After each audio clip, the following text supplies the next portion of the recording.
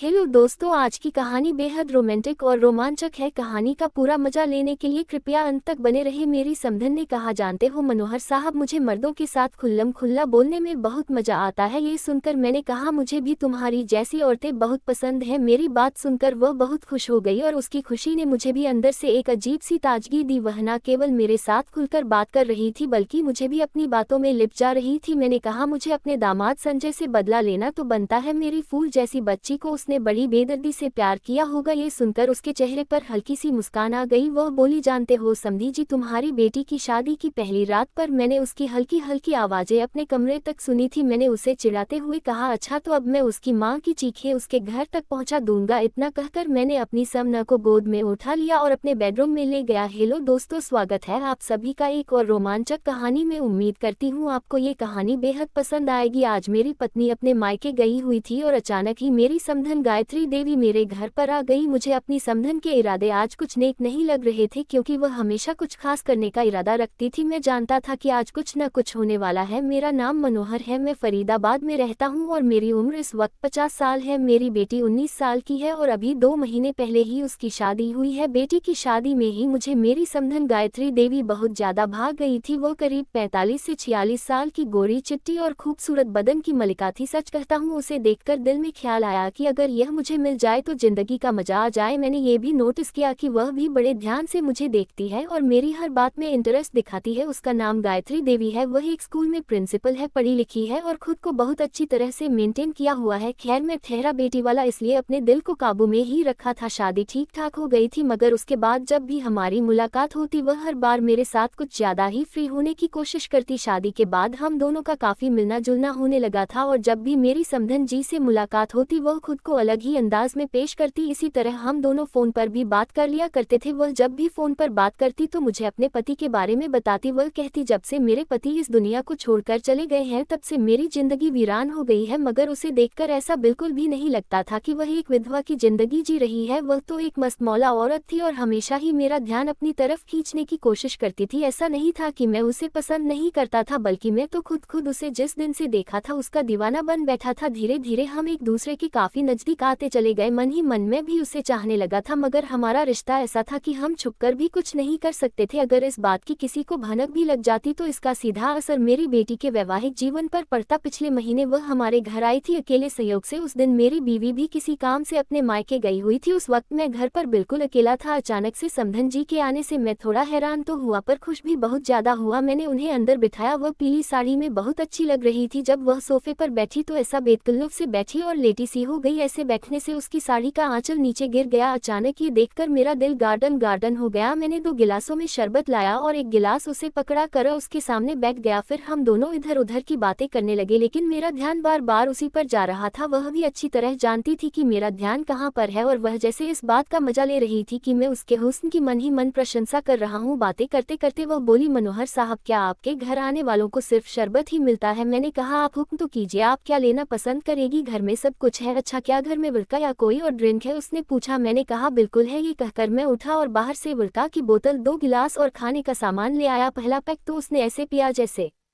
बहुत प्यासी हो। फिर 2-3 पैग पीकर बोली, मनोहर साहब, आप इतनी दूर क्यों बैठे हैं? इधर आ जाए ना प्लीज मेरे पास। में थोड़ा सकपका गया और बोला, जी मैं यहीं पर ठीक हूँ। मैंने थोड़ा डरते हुए कहा था, पर मैं ठीक नहीं हूँ। ये कहकर वह सीधी होकर बैठी जैसे अपनी साइड में मुझे बैठने की जगह बना रही हो। हिलने से उसका रुमाल नीचे गिर गया जिसे उठाने के लिए वह आगे को झुकी पर उसकी आंखें सिर्फ मेरे चेहरे पर गड़ी हुई थी। जब वह झुकी तो उसकी नजरें मुझ पर थी। क्या देख रहे हो मनोहर साहब? उसने कहा तो मैंने अपनी आंखें उसकी तरफ से हटा ली और बोला, जी कुछ नहीं समधन जी। तब वह बोली, आप शर्माते बहुत ज्यादा हैं, अगर कुछ देखना है तो आराम से मेरे पास आकर बैठकर देख लो, मुझे बिल्कुल भी बुरा नहीं लगेगा। उसके इस तरह के बयान से मेरे अंदर जैसे उथल पुथल सी होने लगी थी। मैं सोचने लगा कि आज ये क्या करने आई है। मेरी तरफ से कोई खास रिस्पांस ना देखकर वह उठी और बिल्कुल मेरी बगल में आकर बैठ गई। वह बोली, क्या तुम थकते नहीं हो? अपनी ओल्ड फैशन बीवी से देखो ना मनोहर साहब, सच कहती हूँ जिस दिन से आपको देखा ना जाने क्यों मैं आप पर मरी पड़ी हूँ। मैं जानती हूँ कि आपकी पत्नी अपने मायके गई हुई है। मैंने कहा ये बात आपको कैसे मालूम मेरी पत्नी के बारे में? तब गायत्री देवी बोली आपकी बेटी अपनी माँ से बात कर रही थी तो मैंने सुन लिया, फिर मैंने सोचा क्यों ना समधी जी के घर जाकर कुछ पिया जाए। दरअसल मैं ड्रिंक करने की बहुत शौकीन हूँ, आज मौका है पीने पिलाने का, मैं अपने दिल की करना चाहती हूँ। मैं जानती हूँ कि आप भी मुझे पसंद करते हैं, क्या आप मेरा साथ दोगे? मेरे तो जैसे हलक में जुबान ही नहीं थी। यह बात सुनकर मैं एकदम मस्त हो गया। बड़ी मुश्किल से मैंने कहा जी मैं ऐसा कैसे कर सकता हूँ, हम तो लड़की वाले हैं ना। तभी अचानक गायत्री देवी बड़े तपाक से बोली अरे ऐसी की तैसी हो लड़की वालों की, यहाँ मैं क्या बातें करने आई हूँ? मुझे तो बड़ी हैरानी हुई उसके मुंह से इस तरह की गाली सुनकर। वो बोली देखो यार अगर दिल है तो बोलो, नहीं तो रहने दो, मैं चली जाती हूँ, अब दिल तो मेरा भी कर रहा था। मैंने कहा देखिए आप जाए मत, अगर मुझे पहले से पता होता तो मैं पहले से ही तैयारी कर लेता, मगर मेरे लिए ये सब बड़ा अजीब है। अरे मुझे औरत होकर अजीब नहीं लग रहा और आप मर्द होकर शर्मा रहे हो, सच बताओ मनोहर साहब अगर मैं आपको खुली ऑफर दूं तो आप क्या करोगे, मान जाओगे या इनकार कर दोगे? मैंने कहा देखो गायत्री जी तुम जैसी हसीन तरीन औरत को कोई बेवकूफ़ी ठुकराएगा, मगर मुझे अपनी बच्ची की चिंता है, नहीं तो मैं तो कब से तुम्हें दिल ही दिल में चाहता हूँ। ये बात मैंने बड़े धीरे से कही थी। तब अचानक से मेरी समधन बोली तो क्यों ना आज दो चाहने वालों के मन की मुराद पूरी हो जाए, अब तो मेरे लिए और भी मुश्किल हो रहा था। मैं खड़ा हुआ और उठकर उसे बाहों में भर लिया। वह बोली जानते हो मनोहर साहब मेरी बचपन से आदत रही है, जिस चीज़ को मैं पसंद करती हूँ उसको हर हाल में हासिल कर लेती हूँ। मैंने पूछा अच्छा तो फिर यह बताओ मुझ पर दिल कब और कैसे आया? वह बोली जिस दिन हम रिश्ता लेकर आपके घर आए थे, मैंने तुम्हें देखकर ही तभी सोच लिया था रिश्ता हो या ना हो, मगर मैं तुमसे ट्रिप जरूर लूंगी। यह बात उसने मेरे लिबों को चूम कर कही थी। मुझे उसकी बात सुनकर हंसी आ गई। उसने पूछा हंसी क्यों? मैंने कहा बस वैसे ही एक विचार मन में आ गया था। वह बोली बताओ ना क्या विचार मन में आया था? मैंने कहा बुरा तो नहीं मानोगी? वह बोली बिल्कुल नहीं, बताओ ना मेरी जान। मेरे मन में वैसे ही ख्याल आया कि अगर तुम्हारे बेटे ने मेरी बेटी को बड़ी बेदर्दी से प्यार किया था और आज ही मौका मुझे मिल रहा है। ये सुनकर वह बड़ी खिलखिला कर हंसी। यह बात तुमने मेरे मतलब की है? जानते हो मुझे तुम्हारे जैसे मर्दों के साथ ही खुल्लम खुल्ला बोलने में बहुत मजा आता है। फिर तो मैंने भी कह दिया मुझे भी तुम्हारी जैसी औरतें बहुत पसंद है। मेरी बात सुनकर वह बहुत खुश हो गई, वह भी मेरा पूरा साथ दे रही थी। मैंने कहा मुझे अपने दामाद संजय से बदला लेना तो बनता है, मेरी फूल जैसी बच्ची को उसने बड़ी बेदर्दी से प्यार किया होगा। वह बोली जानते हो मनोहर साहब तुम्हारी बेटी की शादी की पहली रात पर मैंने तुम्हारी बेटी की हल्की हल्की आवाजें अपने कमरे तक सुनी थी। तब मैंने कहा अच्छा तो ये बात है, तो अब मैं उसकी माँ की चीखें उसके घर तक पहुँचा दूंगा। ये कहकर मैं उसे बड़ी बेदर्दी से प्यार करने लगा, मगर वह भी बड़ी ढीठ थी। मेरे हर बार को वह बड़ी खुशी